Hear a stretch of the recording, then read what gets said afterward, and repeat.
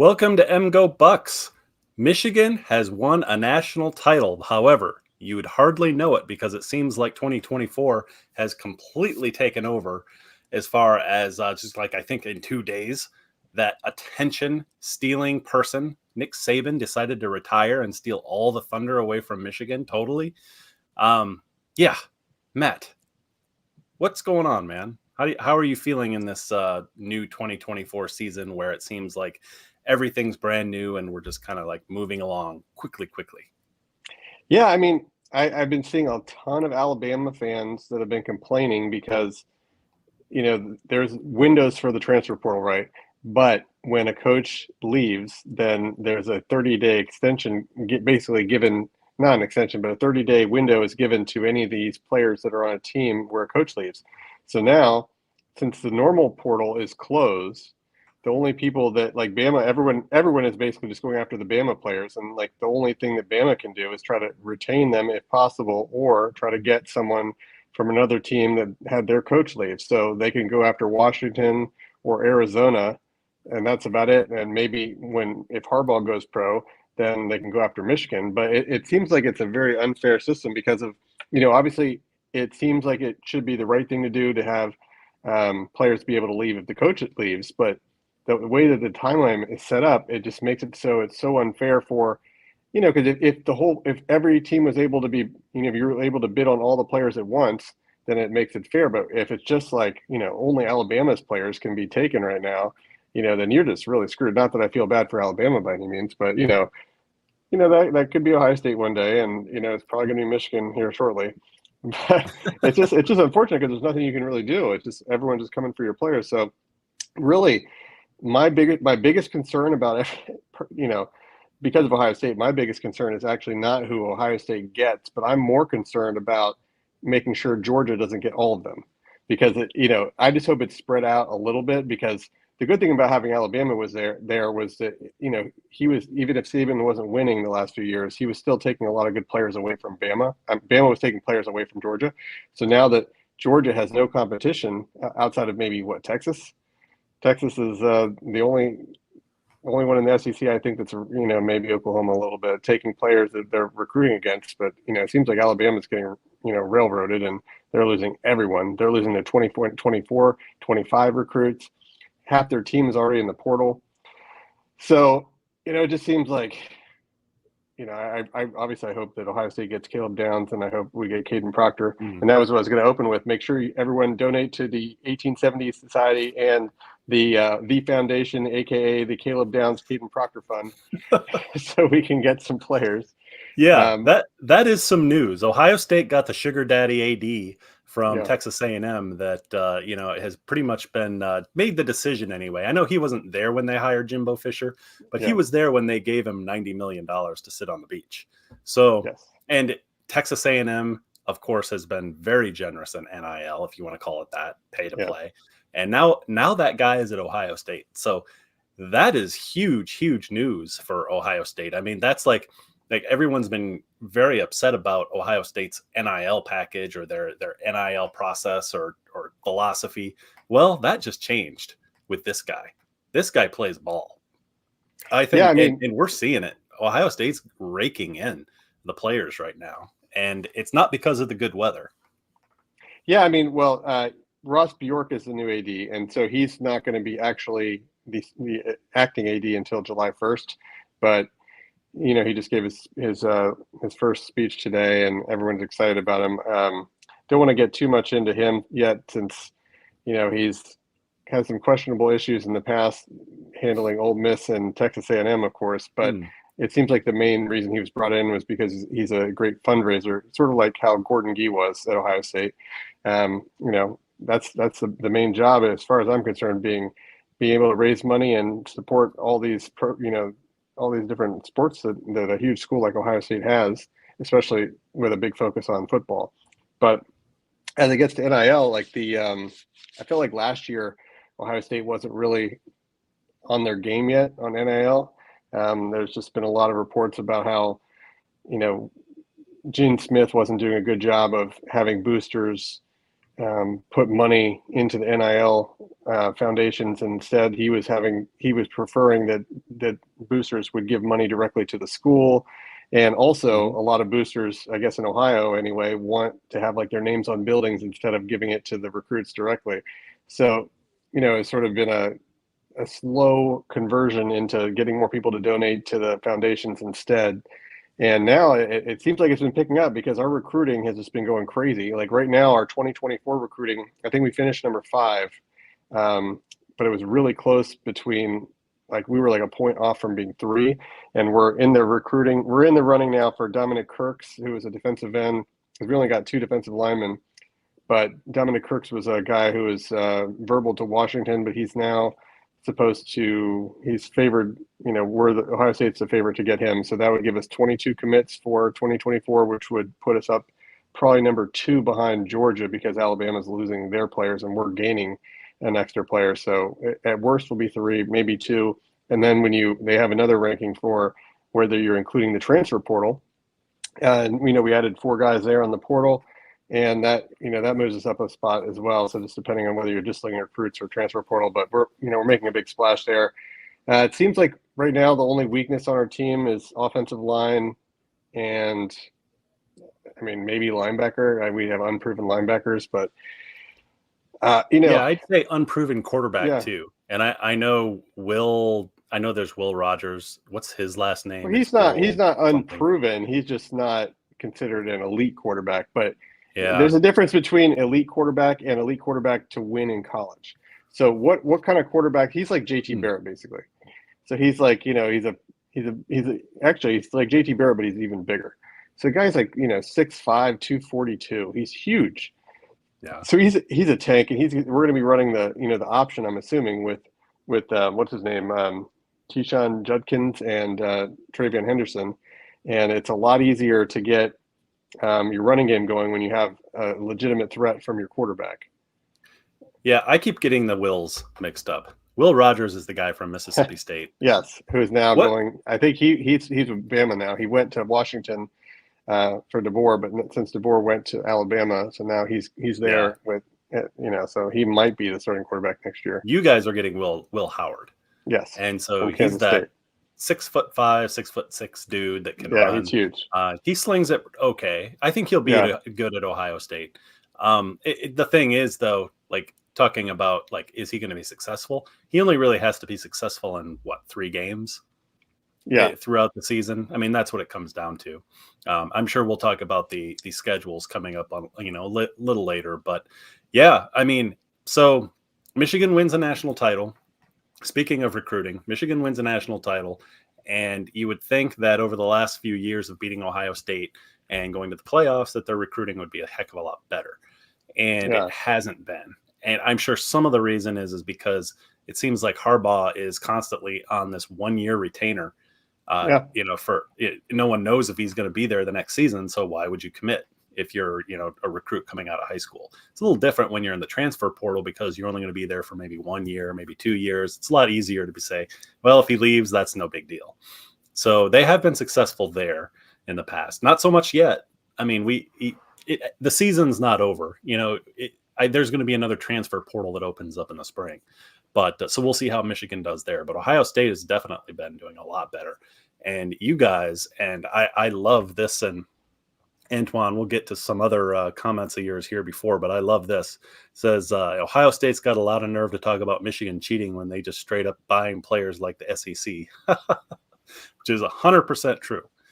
And you can do it, though. I'll go back. No one's going to stop you. No one's. I'll go back to my favorite saying: "It's only wrong if you get caught."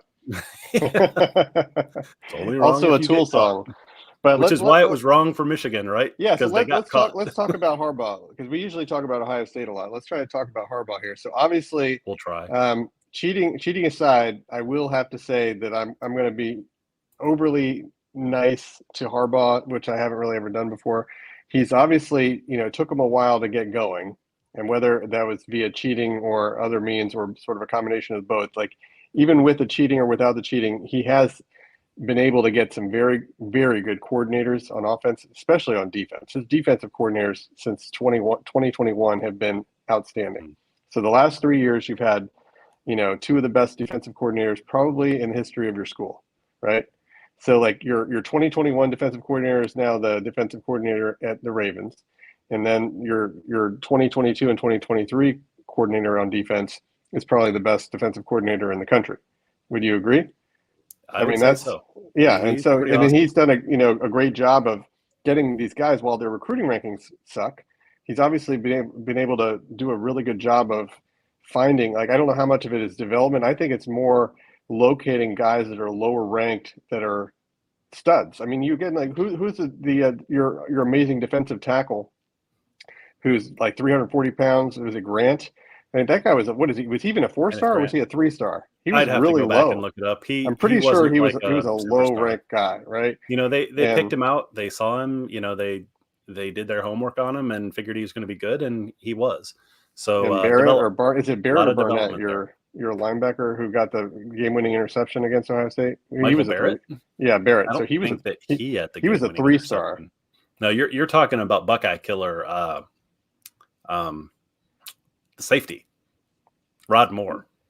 Oh, okay. Well, there's so many players on your defense that are just making ridiculous plays, and a lot of them are very low-rated guys. But let's look at like what Michigan has been doing. So, like I've been saying, Ohio State's top 3 to 5 every year in recruiting. Mm-hmm. Michigan is currently number 20 in the 2024 class with 29 commits, but no 5-stars. And in 2025, they're number 22, but they only have 3 commits, no 5-stars. No one in 2026. So Ohio State in 2025, we're already at number 5 with 6 commits and a 5-star. 2026, we're the favorite to land the number 1 player at quarterback, who is Jared Curtis. So he's like a top 20 player, but he's the number 1 quarterback in the country. And just every year, Ohio State's just landing all these 5-stars and all these great players. Obviously, I think really, you have lots of Michigan fans will just say, well, Ohio State's not tough and Ryan Day's weak and all this, all this Sherman Stoff comments and stuff. But I mean, really the difference has been coordinators. Like you guys have had, in my opinion, better overall coordinators than Ohio State has. Like we have Hartline, we have Walton, and, both those guys are great recruiters.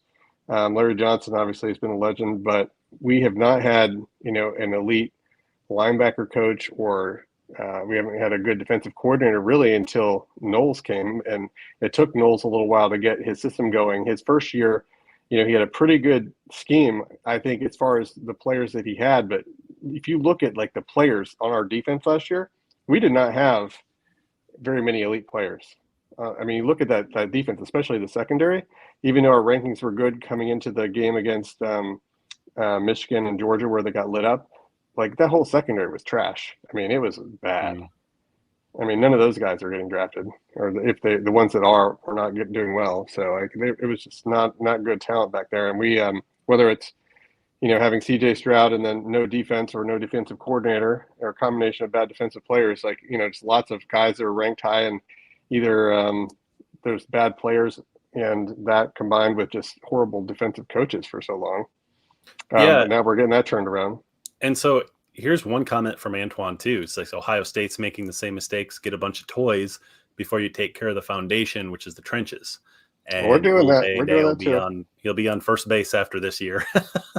Well, so look at who we're going at. So who do you think is more important then for Ohio State? So I think Caleb Downs is for most people, they think he's an absolute generational safety. Ohio State already has a good defense. We're returning almost everyone except for the linebackers, right? So we're missing 1 safety and 2 linebackers and 1 defensive lineman, but everyone else is coming back. Mm-hmm. And we have lots of depth at all the positions too. So adding in a safety, he was an All-American as a freshman. He was a 5-star, top 10 overall player, Caleb Downs. Now, most people are saying he's like the second best safety prospect since Eric Berry. I don't know if you remember him at Tennessee. So like just absolute amazing. So, but wouldn't it be more worthwhile to get someone like Caden Proctor, 6'7", 360, number 1 left tackle, number 2 guy in the portal behind Caleb Downs, also from Bama. So, we need offensive line help more than anything because that was our huge weakness this last year. So, getting him. But the problem with that is everyone is saying, he was sort of homesick this year at Alabama even before Saban retired, and he's from Iowa, and Iowa was I think he was originally committed to Iowa, then went to Yeah, I Bama, think so. and everyone thinks he's going to go back to Iowa. But man, if I was in charge of the NIL and I had to choose between one, I think, even though I don't think Caden is quite as good as Caleb Downs, like I just think the need at left tackle is just so much more, and it's a much harder position to fill in elite Heck tackle. yeah, it is. I mean, he was a freshman and he struggled at Bama. But yeah, I've heard the same thing as you. Like he may be going to Bama. I'm sorry, Iowa. Downs probably following his position coach over to Georgia, Yep. which is just scary. Georgia's Yeah. going to be robbing Alabama. That's just super scary because they that's can coach. Again, that's what I'm worried about. Georgia taking all their players, consolidating into one super team. They can coach. And here pretty soon, if Harbaugh leaves, then some players are going to get poached from Michigan, which is going to be really painful unless, they go right to Sharon Moore, which they should do. Like literally, if Jim Harbaugh announces, hey, I'm leaving, the next person up should be Sharon Moore to say, hey, I'm your new coach. And kind of take care of that, smooth it over. Yeah. Take care of that, right? Nip it all in the bud. But so right now, you guys are losing 6 players. Let me read you off the guys, and you tell me if any of these are like good guys or not. So we have Matt. Yeah, you guys have lost Matthew Hibner, Amorian Walker, Darius Clemens, Cameron Calhoun, C.J. Stokes, and Sam Strutch. Well, the only guy in there that I'm like 2 guys I'm disappointed in is Amorian Walker and Clemens. Clemens was a wide receiver. They're both wide receivers, came in, I think, in the same class. And Clemens we were hoping Clemens would take a step this year and become like a go-to receiver, and it just didn't happen. The freshman overtook him.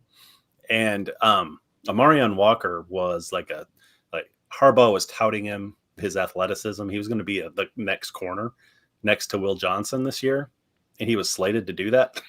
But man, he got worked by some walk-on receivers in the spring game, like for touchdowns multiple times. He got injured after that, never made it onto the field. And so, he's leaving. So Michigan's going to need another DB. Long story short, none of those guys are huge losses to Michigan. I mean, it would have been so much better if those guys would have worked out, because Michigan really needed those guys to work out because they're not recruiting as you're seeing. And it's worse. If you talk about the recruiting rankings, I know you were just going over it. 2024, Michigan is 15. They're ranked 15. Mind you, this is after winning a national title and also beating Ohio State the last 3 years and going to the playoffs in the last 3 years. 2023, 17. Ranked 17 in recruiting. In 2022, ranked number 9. Okay, great. They got into the top 10, right? 2021, they were 13. Like, that's really, really pedestrian for a school like Michigan. It's not because they're not offering the 5 stars. The 5 stars just aren't coming.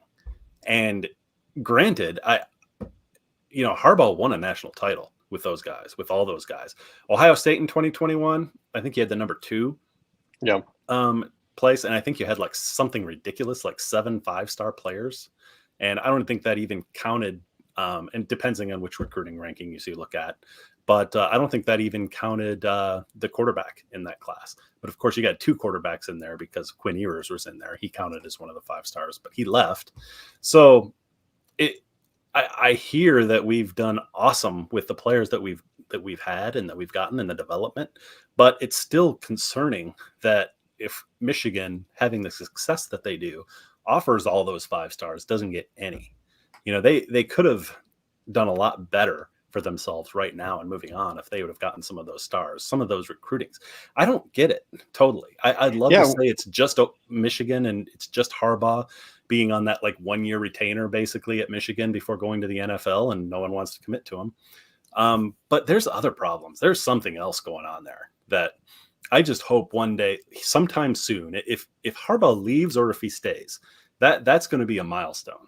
If he comes back after this year, which I don't think he's going to, but if he does, with all of those awesome jobs available right now, if he doesn't end up taking one of these awesome jobs this year, then he's coming back and he's just staying.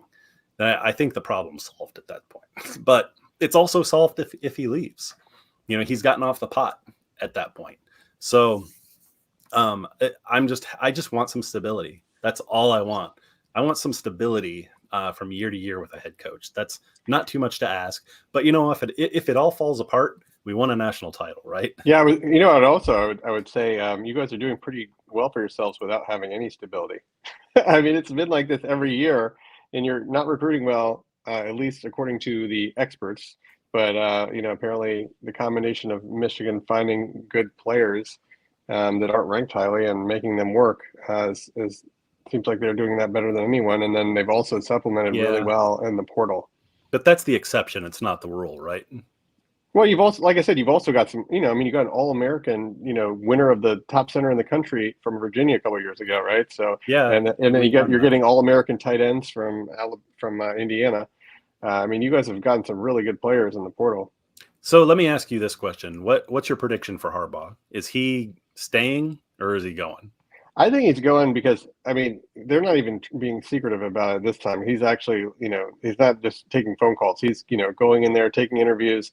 You know, he's had an interview with the Chargers and the Falcons just so far.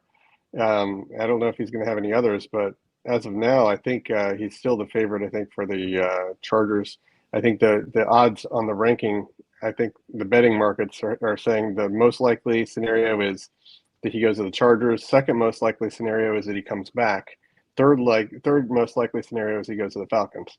So those three are still like, I mean, there's a decent chance he'll still come back.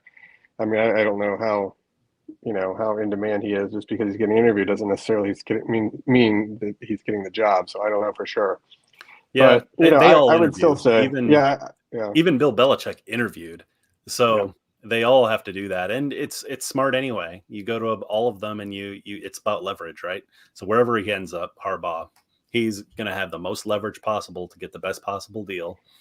And part of me is thinking, you know, that the whole indemnity clause, is that what it's called, where Harbaugh is saying that, hey, you're not, I want it written into the contract, you're not allowed to fire me if some BS comes out later on about the Stallions thing. I'm innocent, you can't fire me for cause. It's almost like, I don't know that Michigan would do that. They might do it for a single year maybe, but it almost feels like Harbaugh's throwing that in there because he knows they're not going to do it. And then he'll have an excuse when he takes an NFL job to say, hey, Michigan wouldn't give me what I wanted. Yeah. Well, you think that's a negotiating tactic? I think it's potentially also to just hold off the fact that he wants to see if he can get a job first. And then let's say he doesn't get one of these NFL jobs, then he could back off of that. But like, also, I don't think he's going to want to, you know, sign a contract with Michigan if they're not. I mean, they've already said that they were supporting him during the season when they already knew what all the allegations were, and he didn't know that allegedly there's no tie to him that he knew anything yet. So even though there's rules that say that the head coach is responsible regardless, and he still has to get suspended at least in their couple games from the previous incident for the recruiting in the COVID dead period. So he's going to probably get 2 more games for that, and then whatever happens with the Stallions stuff. So while Ohio State is purchasing players from Ole Miss, that's why Harbaugh's upset about that. I mean, that's why he was indignant about that whole recruiting violation. All of that's such chump change compared to what's going on in the rest of the country.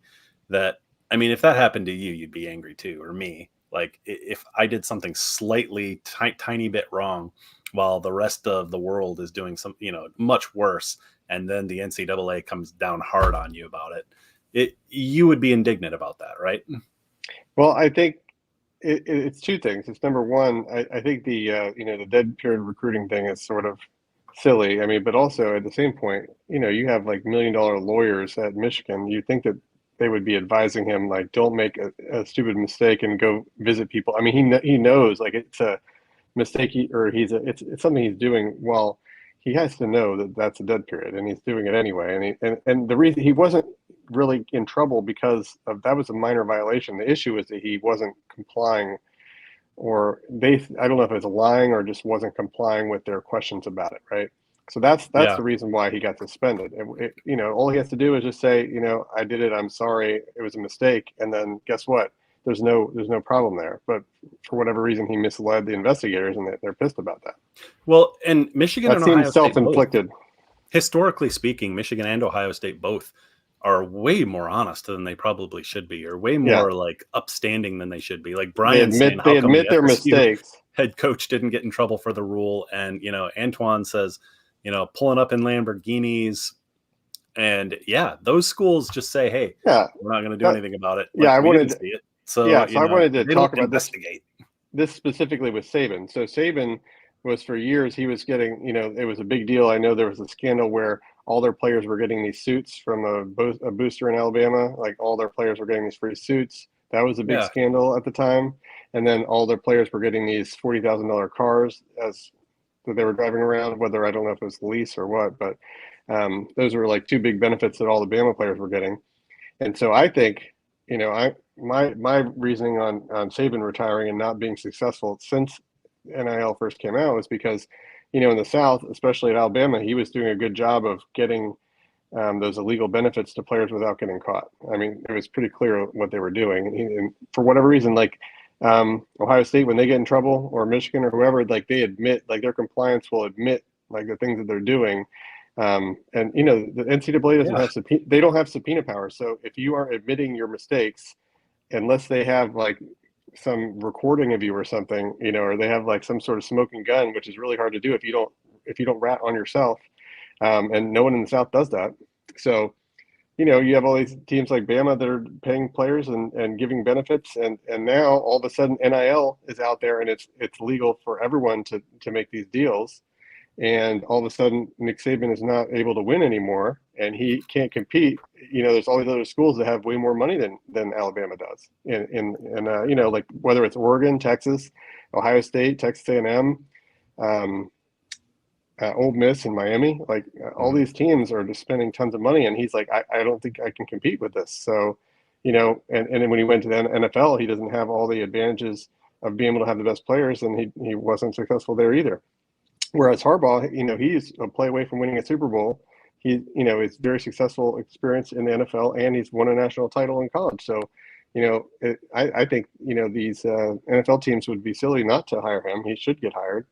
Whether it's the Falcons or the Chargers, one of them, I think that they would make a good decision. Obviously, his brother's successful. It's, I think he would be a really good hire. So, yeah, well, it'll be interesting to see what happens.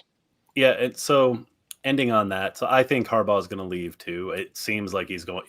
The first year, 2021, he had his first good year. He probably wasn't that impressive to NFL teams. They're like, "Oh, great, you had one good year out of trying for 7 years. Congratulations, Jim." Then the second year had a good year, went to the playoffs again, and there were some openings in the NFL, but they weren't great. I actually think Jim just said, "Nah, I'll pass. I've got an awesome team coming back this coming year. I'll pass. We'll see what happens in the next year." And then this was probably what took the cake. Won the national title, and now there's awesome jobs available, like the Chargers. And yes. I did make a mistake in one of my prior videos. I called them the San Diego Chargers. That's just in my muscle memory. I can't get rid of it. I do know they're the LA Chargers, but it's not the last time that's going to happen. But I do think that he's going to go this year. I mean, everything is pointing to that. Of course, he's an unpredictable person, so we could be wrong, but it just does seem like he's going. But let's end on this, though. We got to talk about, because I want to do a way too early, real quick, what's going to happen with Ohio State and Michigan this coming up year in 2024. Okay. So Michigan plays this ridiculous schedule. Everyone thought, everyone gave Michigan crap about having an easy ass schedule in Payback. 21 and 22 and 23, which it was. And in 2024, they're totally making up for both years of having cake schedules. Yeah, Harbaugh doesn't want to do that without JJ or Quorum. There's another reason. Like, look at this schedule. There's another reason why Harbaugh might leave. They play Texas, USC, Oregon, Washington, Wisconsin, and then at Ohio State. That's ridiculous. Yeah. I mean, seriously. That is. Yeah, I mean, I don't know how good Washington's going to be. They lost whether it's transfer or grad or going to the NFL, every single starter on offense is gone. And their defense obviously wasn't good last year. And I'm not sure how many. I think they're only good defensive players also transferring, but every single starter on offense is gone, and some of the backups. So, like, we talk about Bama getting decimated. Like, Washington is really getting decimated. I think they're going to be god awful next year. Although I do like the Arizona coach; he did a great job there. But yeah, that'll be interesting. And the other thing I was going to ask you really quickly before we finish for the night, do you think so? Michigan has added 2 guys in the portal and lost 6. Let's say Harbaugh goes pro within a week or 2, and Sharon Moore hopefully would be the coach and not someone like Brian Kelly, who's just awful and nobody wants him. If Sharon Moore is the head coach, which I think is probably the likely pick, and I think he'd do a good job, at least initially. I don't know how good of a CEO he is, but I think as far as coaching, he's obviously a good offensive line coach and a good offensive coordinator. Remains to be seen if he can do the job that Harbaugh did. That's a pretty high standard. So, how many people are going to leave Michigan? How many? I mean, you're going to lose some people. How many more people are you going to lose if Harbaugh goes? Players? Portal. How many players are going to the portal? If and also coaches. I mean, are you going to lose coordinators too? Yeah, I mean, I think we're probably going to lose Jesse Minter, defensive. Minter should be a head coach somewhere anyway. Like, yeah, there's no reason. There's no way he should still be.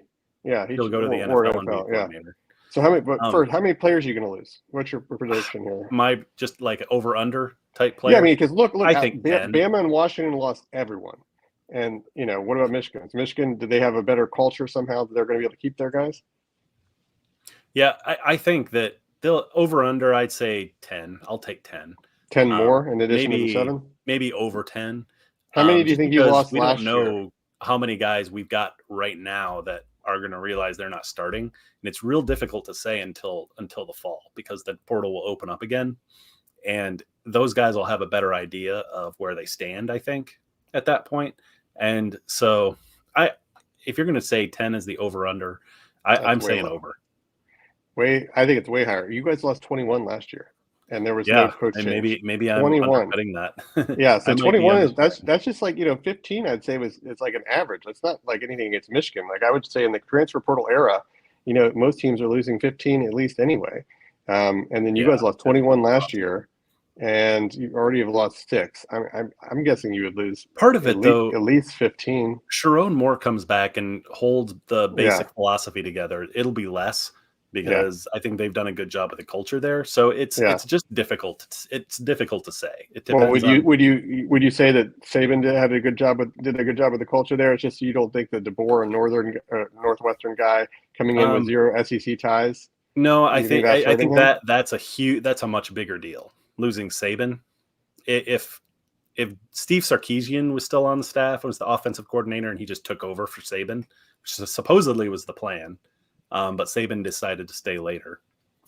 And you know what? Fans are probably going to be upset with Saban someday for that. If it doesn't work out with DeBoer, perfect. People are going to come back on Saban and say, damn it, you should have retired when Sarkisian was on the staff. But they would probably not be having all of these top 5-star players leaving if Steve was there. I mean, so it's just difficult to say. I don't think maybe they'll Michigan, excuse me, maybe Michigan will lose a bunch of players, but it may not be a lot of players of consequence. So, I mean, we'll have to see. But I do have to show this, and I'm not going to be able to pronounce it, but he says, is this guy smoking? Saban was still getting the best recruiting classes with not as good if NIL program as other. Just true. I mean, Saban recruited balls out all the way up into the end.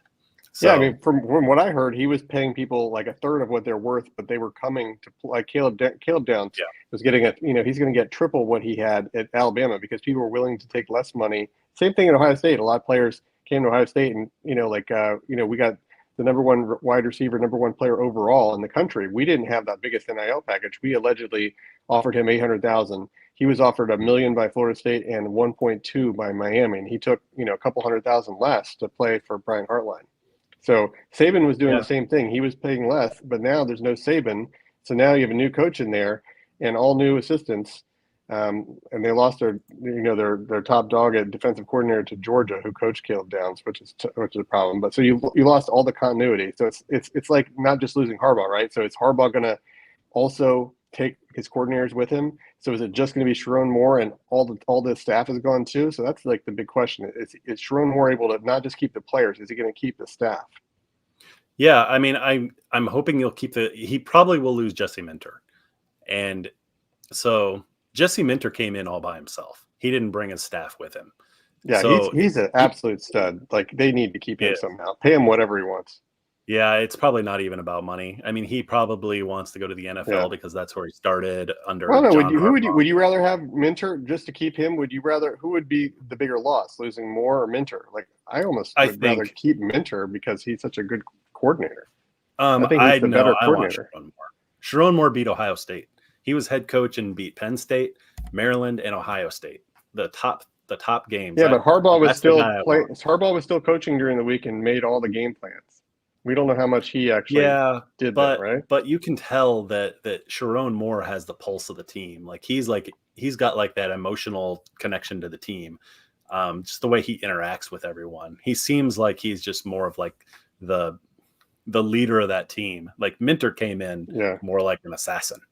Like he's like, hey, defensive coordinator. Yeah, I mean, I think I kind of agree with that. I think that's a good point. It's just tough because I think he would be do a really good job, but at the same time, I would just not want to lose Minter, man. I mean, that guy's just been the best I've ever seen at Michigan. I mean, he's been amazing. I see Sharon Moore as like he's the future of Michigan's head coach. Like you can tell he wants to be there. He's not going to be flirting with the NFL every single year like Harbaugh. I'm done. So with that. how upset are you going to be if Brian Kelly becomes a coach instead? Just to throw it out there, like Michigan fans are going to be crying if Brian Kelly becomes a coach. It's not that Brian Kelly's a bad coach. I just don't like him. I don't like the look on his face. No one likes Brian Kelly. What? Yeah, no one likes. I don't like his face. I don't like anything. I mean, he's a good coach. Fake. Apparently, he's really to fake FSU, too. LSU. Yeah, he's not genuine. Yeah. No, thank you. I'd be very upset. Yeah. I would actually feel bad for you a little bit because that was just you wouldn't want to root that, or you wouldn't want to have that on your worst enemy. So Ohio State. So I know we're going a little over here, but Ohio State plays in next year in 2024. You're getting all these players, lining them up, but there's really, I think, what I'm looking at the schedule, there's only 3 games. At Oregon, and then Penn State. Do we have Penn State? You're at Penn State, I believe. Okay. And then Michigan. Are you sure? We might not play them. I'm not even sure if we play them next year. I can't believe you call yourself an Ohio State fan. I know. I haven't looked at the schedule recently. I'll look it up real quick. I remember that the only hard game I thought was at Oregon, and I thought the rest of the games were easy. Well, you just assume Penn State.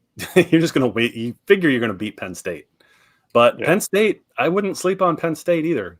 I mean, it's always a close game. They won it bad. It's at Penn State. You don't have it. Honestly, I mean, we'll get into this. I don't know. It's just been so long since Penn State's really been relevant. Yes, you're at Penn State. So yeah, it's never easy playing. It depends if it's going to be a noon game or a night game. I don't know. I'm still not too super worried about playing at Penn State. That's true. I think the game it's just going to be Oregon and Michigan next year. That's it. Antoine says Michigan actually plays their backups. Yeah, well, you know what? That's the weird thing. So Ohio State does a really bad job of either doing too much or too little. Like 2 years ago, everyone was mad because our better defensive linemen weren't playing as much, and our backups that were really bad were playing too much. That was actually the last couple of years. So everyone's like, well, this year we need to actually play because I guess our depth wasn't as good at defensive line as years past. So this year they played their starters at defensive line the whole year, and the backups got barely any playing time. They wore down a little bit in the Michigan game because they didn't rotate. So they need to find a good mix of, when we're, I think what Harbaugh did a really good job of is, when he gets a lead and he knows he can still win the game, he's not going to get all the, the style points, but he's going to put his backups in, and the backups are going to play a lot at all positions. And, that obviously is a good strategy, and it has worked for him. And I think that, Ohio State has sometimes gone into the next year with some really inexperienced players at certain positions because Brian Day is trying to, keep his quarterback in the entire game so he can get a Heisman or get to the Heisman ceremony. So our backups don't get any playing time. And then, at other positions, he's not giving playing time to a lot of other players because he just wants to make sure that he gets a big margin of victory so he can get top 4 and make the playoffs. I mean, that seems like he's been so worried about the margin of victory, he hasn't given the backups enough playing time like Harbaugh's been doing, which is he's done a great job with that. They do need to. And and is that 5-star linebacker, what's his name? The guy who's going to be a junior this year for Ohio State. Is he cooked? Yeah. Is he just a bust? Because if he was really good, they wouldn't just be holding him back, right? Yeah, no, our linebackers have been bad. So what's his name? Darn it. Yeah, I know what you're talking about. He broke his leg against Michigan in 2021 on a kickoff return. Is it Curtis? No, what was his name? You wanted to almost said Curtis Grant, didn't you? Yeah, no, I can't. What was his name? I know what you're talking about, but yeah, he was like the top 5 player overall or something. He was really highly rated, but people are thinking that he might. Hicks. There's people think that he might start this year, but I mean that's just all based on his ranking because he's not really played hardly at all, and when he has played, he hasn't done anything. And if he was good, they would play him. I mean, it's we probably don't need to overthink it. Yeah, I mean, Ohio State lost Eichenberg and Steel Chambers, so neither of them were. I mean, Eichenberg won a lot of awards, are an issue. But linebackers and defensive tackles are question marks, right? Well, we have we lost Hall, but we returned Tyleik Williams and Ty Hamilton, and Hamilton played a lot too. So, 2 of our top 3 defensive tackles are back. Our top 4 defensive ends are back. And that's assuming we don't even get anybody in the portal. And we also have some really good freshmen coming in. So defensive line is going to be loaded. It's just, linebacker. But I think we're going to be playing a lot of nickel and dime anyway because we have much better corners and safeties than linebackers. So, and most of the teams we're playing are passing teams outside of Michigan. So really we just need to find some linebackers by the time, the last game of the year comes around. Alabama fans would roll Saban out in a wheelchair like Bernie if they could. It's true, like Weekend at Bernie's. It is. I gotta say, I'm taking a lot of pleasure in seeing all these Bama fans who think it's unfair. Well, I agree with them overall that it is unfair the way the system is right now. But it's funny, like Alabama has been taking transfers from people for years and just getting every recruit they wanted, and now they're finally getting a little bit of feeling a little bit of the pain that everyone else has felt over the years, and they think it's not fair. And I think that's pretty funny. Yeah, we did. Yeah, Brian just mentioned we did get a stud linebacker in the portal. It might be the guy from Maryland. The Maryland. So you guys got 2 guys. Our resident Maryland guy was on here, Diego. Jayshawn Barnum, who is from Maryland. He's the number 7 linebacker in the portal, number 81 overall in the portal. So he's and I saw some highlights of him. And he got a pick against you guys when you played him. He's a really good linebacker. The other guy you got was Josh Preby, a lineman from Nebraska, who is number 7 offensive lineman in the portal, 215 an overall. Offensive guard too from Northwestern. So 3-year starter. Hopefully that's one of those old dudes that just maybe he's not going to be drafted in the first round, but he'll just play really good in college. Yeah, and one of the other interesting things that's made college football so unpredictable the last couple of years is because the COVID giving an extra year to teams. So let's say, like for instance, even Michigan, let's say you had some guys that were lower ranked players, but they got, they're playing for their 6th year and their 7th year, they're getting all these extra years. So you have all these guys that are like 23 years old. Yeah. And they're just like way older than all the other teams that they're playing. That can't last forever though. I mean, the COVID years they have to stop at some point. Yeah, luckily Talia didn't get his 7th year. I mean, it's just getting absurd at this point. It was his 6th year, but there was talk about him coming to Michigan, which we could have had Diego on, and he would have. Oh, that would have been hilarious. Oh, yeah. I wish that would have happened, just for that reason. All right. Let's wrap it up. Thanks everyone for joining us on the chat. This was a lot of fun. A lot going on in the off season, so we'll be putting out videos. Please like and subscribe to the channel. We'd really greatly appreciate it. We will talk to everyone later. We're out. Take it easy, guys. Make sure you Go Blue. Donate lots of money to the 1870 Society and the Foundation. How do I edit that out? How do I edit that out? Go Blue. Go Buck.